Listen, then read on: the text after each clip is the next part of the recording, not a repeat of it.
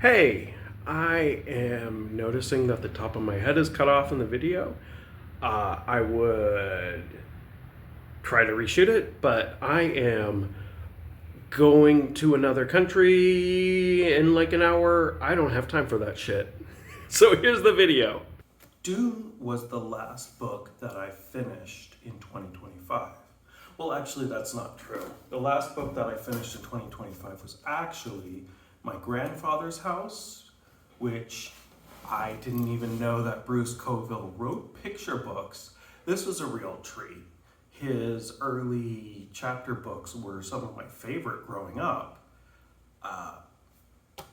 This was a great little teaching kids how to cope with losing someone in their family kind of book. I thought it was fantastic. Actually, that's not true. The last book that I read in 2025 was Home on the Range Showdown, which I read just so that I could meet my goal for reading books in 2025. I found it at work. I mean, I've never seen the movie that it's based on. Yeah, whatever. But anyway, Dune. Finally read the book. And that's exciting, not just because I finally read the book, but because now I can see the movie. Both of them. I think there's only two. There's only two? There might be sequels to the new one. Anyway, it's great because I have never seen the movie before. And I'm one of those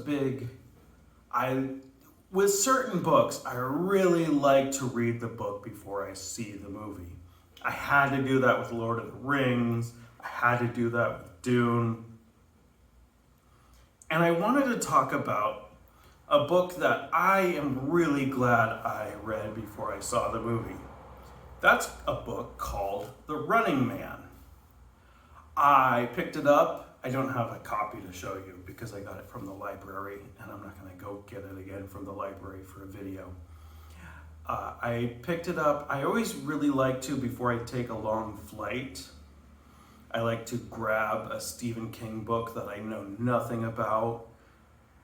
His writing style is just absolutely perfect for that sweet spot of interesting enough to turn the pages, even on a flight, wherein, it can get kind of boring, but there's also people, and it can get kind of stimulating and hard to read something that's really dense. And they're usually huge. So that's my Chuck's travel tip for today. Grab a Stephen King book on your way out the door. But Running Man is fantastic because of just how accurately it predicted what things were going to be like in 2025. There's this upper class who owns all the means of wealth in society. There's a lower class who are doing whatever they can just to survive. And really, King takes it to such an extreme. The first scene is people doing things that go well beyond what we generally consider okay for a person to want to do. Not trying to shame anyone for what choices they've had to make in life or what choices they want to do with their lives, as long as you're not hurting anyone. But the book really takes it to an extreme where people are really struggling and desperate and getting sick and not able to get well because getting well costs money and they don't have any. And it also really focuses on this concept of entertainment technology being used to pacify and control the masses. Just this really prescient, really prophetic look at how things really did turn out. And it takes place in 2025. And I was reading it and saying, my goodness, this is barely fiction at this point. And I had no idea when I was reading it that there was a Running Man movie being produced. And from what I've heard, that Running Man movie is really terrible. And that's such a shame, because I think of any Stephen King book to have a movie made about it in 2025, Running Man desperately needed to be good. You know, if they did another It movie in 2025 and it was terrible, I don't think I would really care. But Running Man, I feel like that was the story that the world needs to hear at this time. And I wish more people had access to that story and not the crappy movie version. Or maybe it's really good and I would love it. I don't know. I haven't seen the movie. But my point here isn't whether or not you should see the movie. My point is not whether or not I should see the movie. My point is you should read the book, please. I'm begging you. I did want to mention that it is not perfect. There's a, I don't want to say romance subplot, but a character interaction subplot that has this sort of Stockholm Syndrome type, almost Beauty and the Beast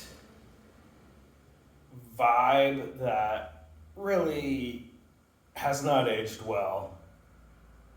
And the other thing I wanted to mention is that, and obviously like some of the ways that non-white people are depicted in the book and the way they're treated in the book, and this kind of presumption that that's not a bad thing or not something that we need to pick apart or something that's justified under the circumstances. I don't think, gosh, you know, from what I know about Stephen King, I think there must have been more to it than that. He's too smart to, and too aware of the situation to have been willing to put that kind of stuff in a book without realizing that it needs to be scrutinized. The last thing I wanted to mention is the end. And I'm not going to do any spoilers, but let's just say the end of The Running Man, I'm really curious to see how they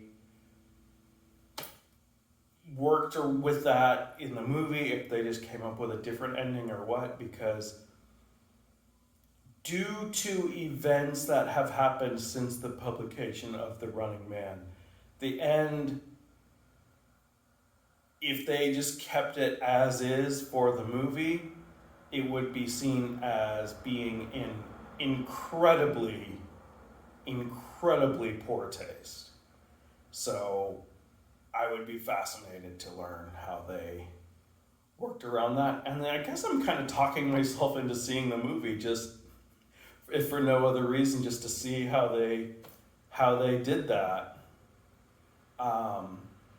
Maybe I'll make another video once I've seen the movie, but probably not. But please read the book. It's fantastic. Have a good day.